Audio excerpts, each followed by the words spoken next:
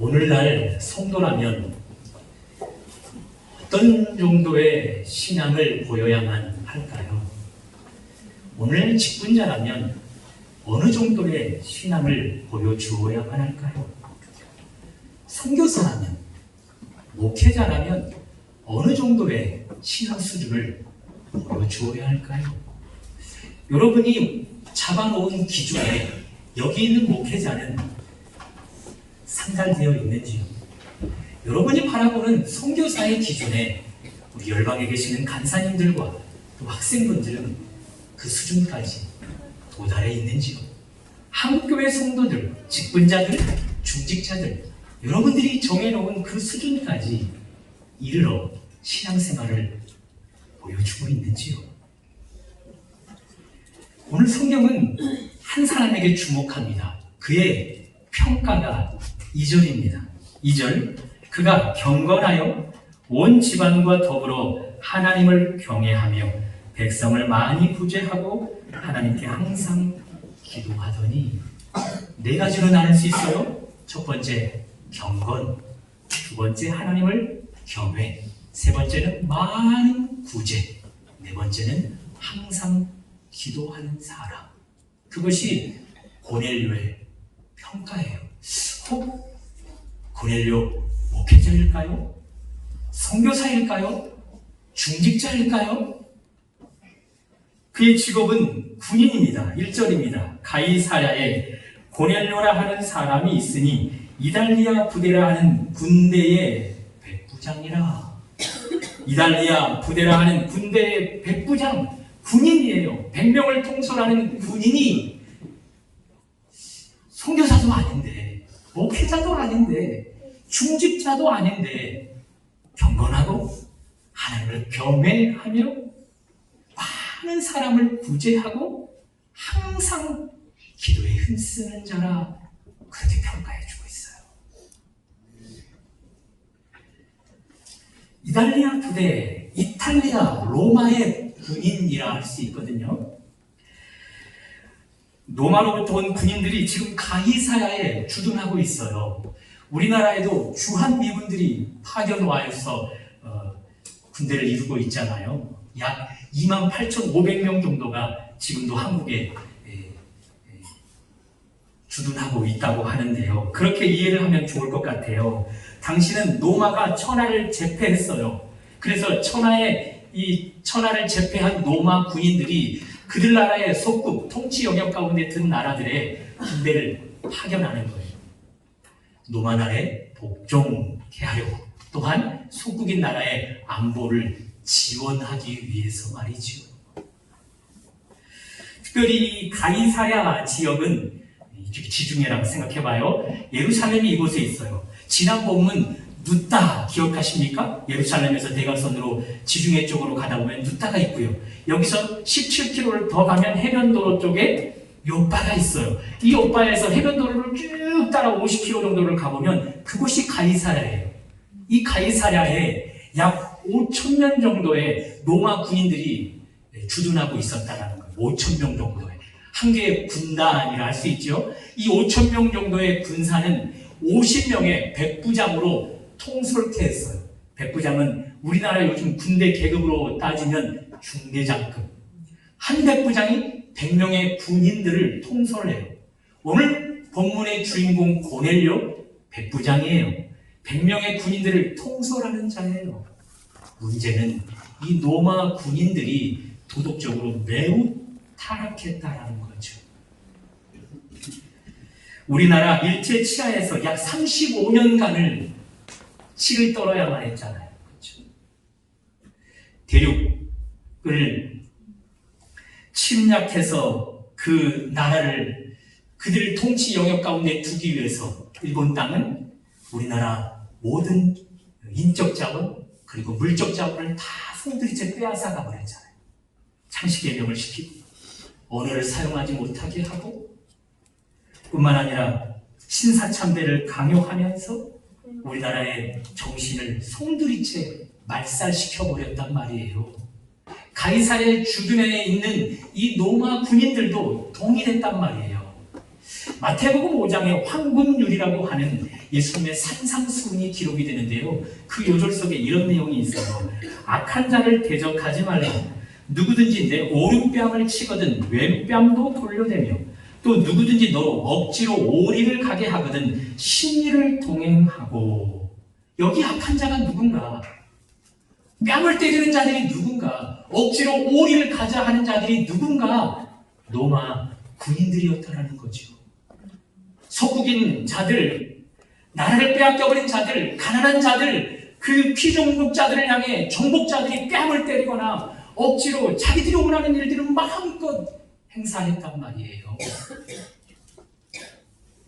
그런 로마 군인 가운데 오늘 고넬료라 하는 사람은 뺨을 때리는 자로 평가받지 않아요. 억지로 오리를 가자라고 하는 자로 평가받지 않아요. 도덕적으로 타락했다라고 평가해주지 않아요. 그는 경건하다. 하나님을 경외하는 자라. 많은 사람 약자들을 구제하는 자라. 그리고 항상 하나님께 기도하는 자라. 그렇게 평가해줘. 로마 군인이 말입니다. 사랑 여러분, 복음으로 변화되지 않을 자가 없음을 믿으시기 바랍니다. 아멘. 이 사람 고넬료도 로마의 피가 흐르고 있단 말이에요. 군인이에요. 피정복자들을요 억압적으로 다스려야만 이 군인들을 업신여기거나 함부로 여기지 않게 된단 말이에요. 백부장으로 100명의 군인을 통솔하는 장교가 그렇게 이 피정복민들에게 함부로 행하고 그렇게 해야만 로마 군대의 기강이 서는 거예요. 그런데 그것을 다 무시해버리는 거예요. 고넬료는. 무엇이 그를 이렇게 만들어버렸을까요? 복음이지요. 지난주에 살펴보았던 복음. 내가 복음을 부끄러워하지 않으니 이 복음은 모든 믿는 자에게 구원을 주시는 하나님의 능력이 되니라. 그 복음이 이 고넬료를 송두리째 변화시켜버린 거예요. 사랑 여러분, 옛 성품이 여전히 살아있으십니까? 내 배우자 여전히 가망 없어 보이십니까? 내 자녀들 아무리 기도해도 주께 돌아오지 않고 있습니까? 여러분의 부모, 여러분의 기도의 양만큼 주께 한 발자국더 가까이 오면 좋겠는데 2020년이 시작되었음에도 불구하고 여전히 영적으로 타락해 있습니까? 복음이 그분들에게 능력이 될 것을 믿습니다. 고넬료를 변화시켰던 복음이라면 여러분의 가족, 불신 가족들을 얼마든지 변화시킬 수 있습니다. 제주에 와서 2년 전 여름 유스미션 예수전도단에서 주최하는 청소년 집회에 우리 중고등부 친구들 11명 정도를 데리고 참석했어요. 얼마나 찬양 시간이 뜨거운지, 찬양을 얼마나 잘 준비했는지, 찬양 가운데 얼마나 뜨거운 기름 부으심이 있는지, 그리고 강사분들도 얼마나 이 청소년들을 사랑하는 분들로 잘 섭외가 되어져서 뜨겁게 말씀을 전하는지 참석한 저는 그 시간 집회 내내 은혜를 받을 수밖에요. 청소년들이 각 교회에서 왔는데 약 200여 명이 참석을 했어요. 안타깝게도 그렇게 기름 부으심이 충만한 예배 가운데 10분의 1 정도, 20여 명 정도만 반응을 하는 거예요. 10분의 9는요, 다 고개 숙인 목격. 주최하던 리더분들이 너무 문제가 심각해진 것을 깨닫고 안 되겠다 싶어서 각 교회 인솔자들을 그 다음날 아침 시간에 다 집합시켜서 함께 기도하자는 거예요. 통성으로 기도하고 통성기도가 마무리될 때 대표자로 누군가가 한 명 기도하고 그러면서 계속해서 기도하는 거예요. 하나님, 이 10대들 어떻게 하면 좋겠습니까? 그들의 영적인 상태를 사탄이 장악하고 있어서 우리 힘으로 그 견고한 질을 깨뜨릴 수가 없는데 그들 앞에 우리는 영적인 다이어트 같고 그들은 거인 골리앗처럼 보여서 우리가 이러지도 못하고 저러지도 못하는데 어떻게 하면 좋겠습니까? 그러면서 뜨겁게 기도하는데 기도하는 내내 점점 우리가 용기를 잃어가고 있는 거예요. 그 분위기가 그 전체 모임을 장악하더라고요. 그리고 리더분이 마지막으로 기도 제목을 주었고 기도하기 시작했어요. 그 리더분이 누구셨냐면 중보기도 학교에 계시는 카리스마 넘치는 여성분 혹시 아십니까? 저는 그분을 굉장히 존경하는데 그분이 기도를 시키고 통성으로 기도가 시작되어지는데 저에게 오시더니 목사님 마지막 기도는 목사님이 해주세요 라고 하는 거예요. 더 뜨겁게 기도를 하고 이제 통성기도가 마무리되어지는 과정 속에 제가 기도하기 시작합니다. 하나님 정말 이들 안 변할 것 같아요. 그래서 정말 우리는 이들 앞에 작아질 수밖에 없어. 어떻게 하죠? 어떻게 하죠? 이들을 어떻게 깨울 수 있죠? 어떻게 예배 자리에 동참시킬 수 있죠? 그러면서 저 역시 용기를 잃어가는 기도를 하는 과정 속에 주님이 제 입술을 주장하기 시작해요. 하나님, 10대들 청소년들 앞에 서 있는 우리 교사들, 사역자들, 우리 과거에 똑같이 이들처럼 이 시간을 보냈었던 자들입니다. 아니, 이 청소년들보다 훨씬 더 심각한 영적인 굳은 마음, 악한 마음 가운데 빠져 있었던 우리였습니다. 그런 우리들을 주님이 변화시켜서 지금은 교사로, 교육자로, 사역자로 세워주셨습니다. 우리를 변화시킨 주님이라면 이 견고한 짐처럼 보이는 이 청소년들 왜 주님이 변화시킬 수 없겠습니까? 그러면서 믿음으로 용기를 내걸고 용기를 가지고 선포하기 시작하는 기도를 하게 되는 거예요. 묻겠어요. 여러분 과거 영적으로 매우 완고하고 강팍한 가운데 있을 때 여러분을 변화시키려고 했던 교사분들이, 사역자분들이 여러분을 보면서 얼마나 혀를 찼을까요? 다 변해도 죄송해요. 저놈만은 변하지 않을 거다라고 여러분을 향해 그렇게 지칭하지 않았을까요? 제가 그랬었거든요. 저런 건달이 무슨 예수를 믿는다고? 교회 물만 흐려놓지 저런 건달이 왜 교회로 오느냐고? 저를 가르쳤던 교사들이 너 같은 놈이 와가지고 예배를 분위기를 흐려놓는다라고 그렇게 저를 향해 혀를 찼었던 분들이었단 말이죠. 그런데 그런 제가 변화되었거든요. 그런 여러분들이 변화되었잖아요. 그러니 지금 이 시대에 강팍해 보이는 그 청소년들, 그리고 이 자리에 여전히 깨뜨려지지 않을 것 같은 우리 청년들 얼마든지 복음이 변화시킬 수 있다는 거죠. 아멘. 성경은 고넬료를 통해 우리에게 말씀을 걸어오는 거예요. 고넬료도 변화되었다. 로마의 피가 흐르는 군인이 성직자도 아니라 목회자도 아니라 사역자도 아니라 이런 군인이 도덕적으로 얼마든지 타락해야 될 군인이 경건한 삶으로 하나님을 경외하고 하나님의 이름으로 가난한 자들을 많이 구제하고 하나님을 향하여 항상 깨어 기도하는 자가 되었다. 하물며 너희들이라면 얼마든지 더 변화될 수 있다. 그렇게 이야기해주고 있는 것이죠. 야나도 전속 모델 이름이 갑자기 기억이 안 나요? 조정석. 야, 나도 했어. 너도. 야, 복음이 고넬료도 변화시켰어. 너도 변화시킬 수 있어. 성경이 그렇게 우리에게 말씀을 걸어오고 있어. 제가 섬겼던 담임 목사님께서 교회에 이제 부교육자들이 교체되면서 새로운 교육자가 이제 들어오게 되었어요. 이력서를 보고 어떤 사람인가 살피는데 담임 목사님께서 유초등부 전도사로 섬겼던 그때에 새로 이제 부임하게 된 이 목회자가 유초등부 제자로 교회를 출석했었던 거예요. 목사님 물었어요. 너 나 몰라? 모르겠는데요. 목사님도 이 친구를 봤는데 모르겠는 거예요. 벌써 몇십 년이 지났으니까. 그러면서 이분이 전도사로 섬길 때 교사분을 지금도 관계를 맺고 있어서 그 교사분에게 직접 전화를 걸었어요. 야, 너 이 유초등부 그 당시 다닐 때 누구누구 기억하니? 그랬더니 교사분이 하는 이야기가 그 친구요. 그놈이요. 그놈 때문에 제가 교사 그만두려고 했잖아요. 그래? 그놈이 지금 우리 교회 사역자로 지원해서 부목사로 총빙되어 우리 교회에서 부목사로 섬기게 되었어요. 그놈이요.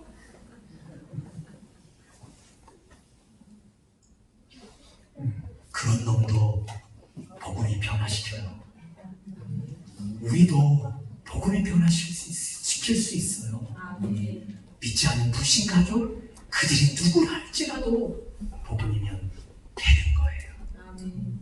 그것을 성경이 우리에게 이야기해주고 있습니다. 고넬료 변화되었어요. 그의 변화가 도대체 어디까지인지 우리가 좀 살펴보면 좋겠어요. 자, 앞에서 말씀드린 대로 당시 로마인들은 여러 신들을 섬겼는데요. 특별히 유일신만이 있었어요. 유일신만은 하나의 신만을 섬긴다는 거거든요. 이들에게 유일신은 오직 황제였어요. 황제가 신이었어요. 그래서 개인을 주인이라 황제에게, 그리고 나라의 주인을 황제로 섬겼단 말이에요. 자, 황제가 나라를 장악하려면 누구의 힘이 가장 필요해요? 군대가 필요하잖아요. 그러니 군인들은 더더욱 일반 평민들보다 더더욱 황제를 신격화했겠지요. 황제에게만 주님, 주여, 퀴리오스라는 단어를 붙일 수 있었어요. 자, 그런 백부장이었던 장교 고넬료가 오늘 다른 누군가에게 퀴리오스, 주여라는 칭호를 붙이게 돼요. 3절입니다. 하루는 제9시쯤 되어 환상 중에 밝히 보매 하나님의 사자가 들어와 이르되 고넬료야 하니, 중요합니다. 4절, 고넬료가 주목하여 보고 두려워 이르되 주여, 퀴리오스, 주님, 퀴리오스, 무슨 일입니까? 고넬료 로마 장교예요. 황제에게 주여, 퀴리오스를 붙여야 할 사람이 주의 천사에게 퀴리오스, 주여, 그렇게 칭호를 붙이고 있어요. 고넬료에게만은 황제가 더 이상 신이 아닌 거예요. 누가 신이죠? 하나님이, 예수님입니다. 군대처럼 경쟁이 치열한 곳이 또 있을까요?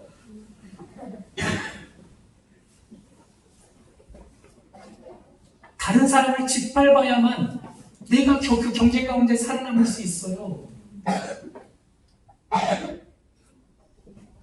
부하 직원들 고넬료를 바라보면서 저 자리를 얼마나 탐낼까요? 같은 백부장급에 있는 동료들, 이 백부장을 밟아야 내가 천부장에 오를 수 있는 기회가 더 많이 확보되어지는 거예요. 이미 천부장에 상급자로 있는 자들, 자기 사람을 고넬료의 자리에 꽂아 두어야만 그가 천부장에서 만부장까지도 계속해서 승승장구할 수 있게 되는 거예요. 그러니 군대 안에는 다 CCTV인 거예요. 다 도청장치인 거예요. 아랫사람, 윗사람, 동료들 다 눈에 불을 켜고 흠집을 발견해서 그들을 제거시키고자 한다는 거예요. 다니엘서의 주인공 다니엘이 10대에 타국으로 포로로 끌려가요. 여차여차 하나님의 은혜가 있어서 그가 왕 다음 자리까지 오르게 됩니다. 그때 경쟁에서 뒤진 사람들 눈에 불을 켜고 다니엘의 흠집을 찾아내는 일에 이르렀습니다. 배 아파서 신이 나서 견딜 수가 없어서 흠만 발견해내기만 해라. 너를 내가 제거시키고 그 자리에 내가 오르겠다. 백부장의 자리를, 고넬료의 자리를 탐내고 있던 동료들, 부하 직원들, 그리고 상급자들, 고넬료가 여기 나의 흠집을 드러냅니다. 나는 황제에게만 주여라는 칭호를 붙이지 않고 주의 천사들을 향하여 주여라는 칭호를 붙이고 있습니다. 그러니 나를 군법회의에 넘겨서 나를 고넬료 백부장의 자리에서 좀 떨어뜨려 주세요 라고 미끼를 던져준 거잖아요. 얼마든지 고발해야 되잖아요. 얼마든지 군법회의에 넘겨서 고넬료를 제거시켜야 하잖아요. 그런데 고넬료는 그 지위를 계속해서 유지하고 있어요.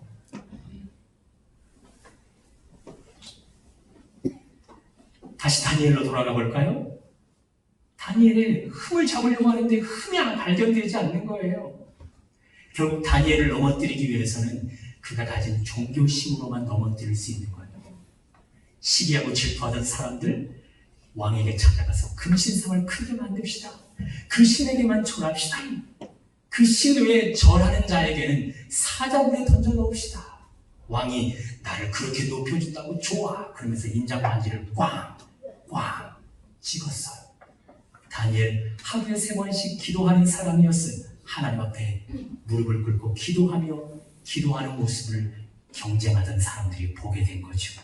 왕에게 일로 바쳤고 결국 법대로 사자굴에 던져졌어요. 여러분, 그 뒤 왕은 잠 한숨 못 자는 건 아십니까? 밤이 샜어요. 그리고 아침이 되자마자 사자굴로 뛰어가요. 소리쳐요. 다니엘아, 내가 사시는 하나님이 사자굴에서 너를 지켰느냐? 다니엘, 네. 왕이 다니엘을 그렇게 절대적으로 신뢰를 해요. 무엇 때문에요? 보통 자기 아랫사람들은 왕 앞에서는 절대 복종, 절대 신뢰라는 마음으로 비춰주는데 뒤에만 가면 죄송합니다. 호박씨를 까는 자들이었는데 다니엘만은 아니거든요. 그가 섬기는 하나님 때문에 왕을 정말로 충성스럽게 섬기는 거예요. 그뿐이었겠습니까? 다니엘은 윗사람뿐만 아니라 아랫사람 동료들까지도 죽게 하듯 했다라는 거죠. 그것이 왕에게 신임받게 했고요. 그것이 다니엘의 그 자리를 계속해서 유지시켜 주는 비결이 되었다라는 것입니다. 왜 고넬료이 백부장을 고발시켜서 당장 그를 제거시키지 못하는 걸까요? 그가 믿는 하나님, 그 하나님 때문에 상급자들, 동료들, 부한 직원들에게 죽게 하듯 행했던 것입니다. 가장 선한 마음으로 저들의 지위를 이용해서 내가 오르려는 것이 아니라, 저들을 목적으로 수단으로 사용해서 나만 승승장구하려는 것이 아니라 나로 인하여 저들이 세움받으면 좋겠다라는 그 마음이 사람들에게 전달되었고, 그 마음이 고넬료를 고발해서 제거시킬 존재가 아닌 고넬료를 옆에 두어 함께 살아가기를 원했던 것이죠. 그것이 8절에 이런 결과를 일으켜요. 마침 말하던 천사가 떠나매 고넬료가 집안 하인들과 부하 가운데 경건한 사람 하나를 불러 자기만 경건하지 않고 그의 부하 직원들까지도 경건하게 만들고 있어요.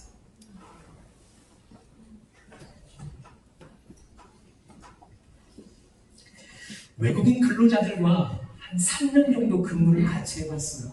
방글라데시 사람, 스리랑카 사람, 인도 사람, 또 혹은 필리핀 사람들. 이들과 함께 일하면서 제가 그때 가장 주님을 뜨겁게 만났거든요. 이들을 대할 때 죽게 하듯 할 수밖에 없는 거예요. 외국인 근로자고 우리나라에 왔지만 그들도 주께서 사랑하시는 영혼들일 것이기에 함부로 대할 수가 없는 거예요. 여러분, 시간이 지나면서 어떤 변화가 일어나는 줄 아세요? 회사의 상급자들, 상사들, 이들이 90도로 인사를 합니다. 왜 인사하는 줄 아세요? 그렇게 내가 깍듯이 그들 앞에 대해야만 그들이 나에게 봉급을 주거든요. 그런데 그것을 억지로 합니다.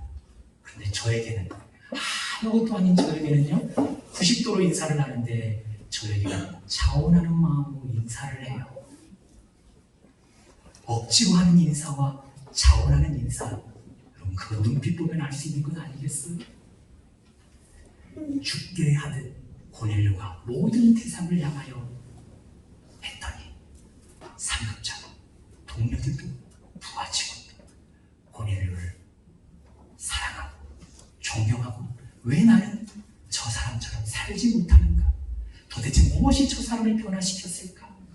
그 궁금점에 그가 믿는 하나님, 그가 믿는 예수, 그분을 향해 퀴리오스 주여 고백하게 되는 것입니다. 사랑하는 여러분, 변화 여기까지 가야 합니다.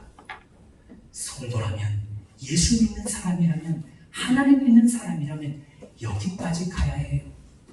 여러분과 제가 윗사람을 대하든 아랫사람을 대하든 동료 사람을 대하든 가식 없이 경쟁하는 그런 구도로 저 사람을 짓밟고자 하는 마음이 아니라 나로 인해 저 사람이 세워지면 좋겠다.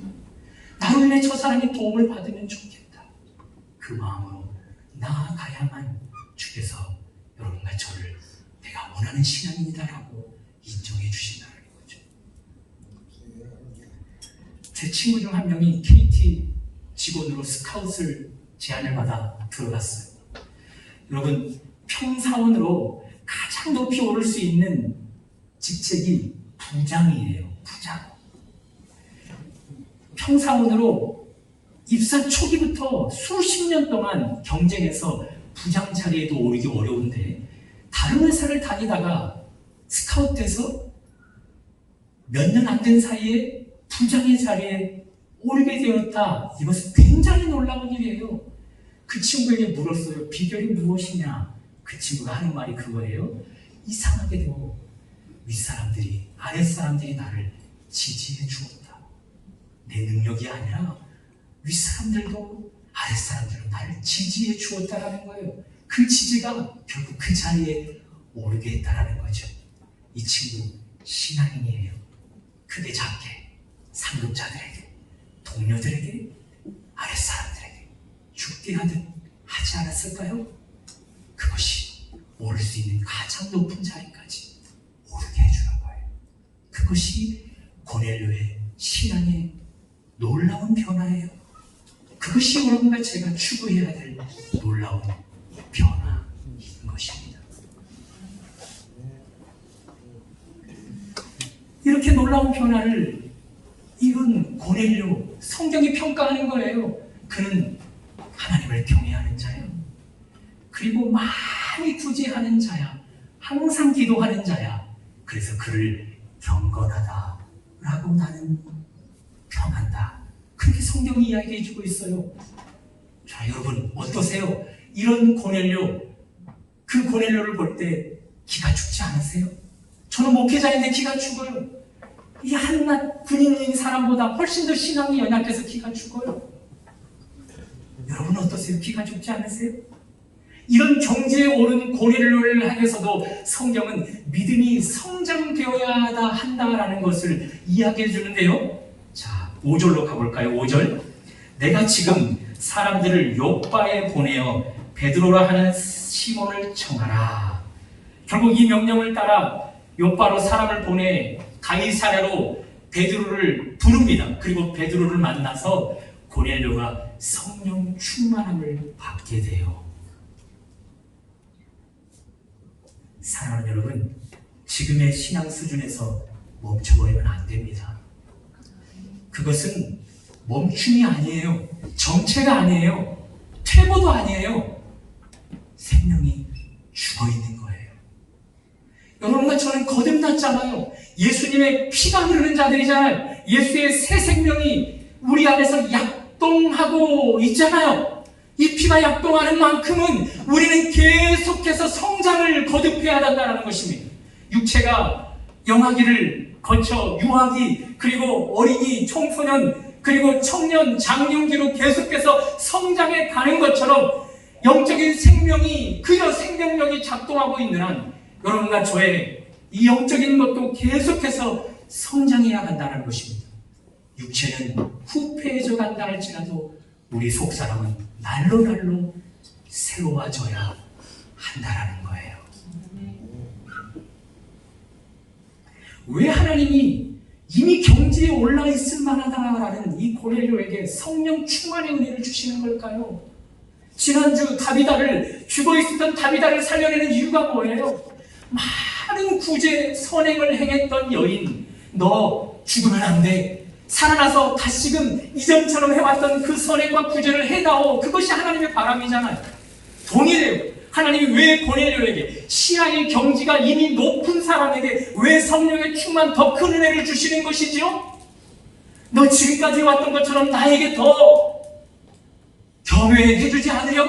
너 더 많은 구제를 해주지 않으려? 너 더 많은 기도로 나와 교제해주지 않으려? 그래서 경건한 자로 너의 자리에서 나의 영향력을 덜쳐주지 않으려? 그것이 하나님의 바람이라는 거죠. 자, 성령 충만 받았어요. 더 하나님 경외하기가 쉽지 않겠어요? 성령 충만 받았어요. 더 구제가 자원함으로 되지 않겠어요? 성령 충만 받았어요. 하나님 앞에 기도하는 일이 더 자원하며 무릎 꿇어지지 않겠어요? 여러분, 신앙생활은 그런 거예요. 억지로 책임감 때문에, 의무감 때문에 하는 것 아니에요. 짜도 물 한 방울 나오지 않는 수건과 같이 억지로 신앙생활 하기 때문에 탈진되고 지쳐버리는 거예요. 그래서 종교인으로 전락되어 버리는 거예요. 그런데 하나님이 우리의 어제의 신앙에 이어 더 큰 은혜를 부어주시면 어제보다 오늘 우리는 새로운 예배를 드리게 돼요. 어제보다 기도하는 시간이 훨씬 더 풍성해지는 거예요. 어제보다 나눔의 손길들이 훨씬 더 풍성해지는 거예요. 그것이 더 하나님의 사람 되게 한다는 것이죠. 그것이 신앙생활이에요. 그것이 신앙생활이에요. 어제 내 모습 그대로 오늘을 살아가려고 하는 것만큼 어리석은 것이 없어.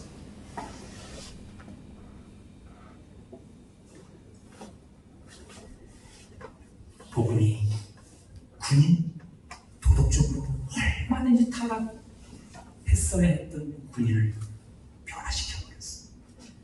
경쟁사회 가운데서 군대 사기를 위해서라도 피정복민들의 사기를 꺾지 않기 위해서라도 더 군인처럼 서야 했던 고넬료, 복음이 들어와 변화시켜버렸어.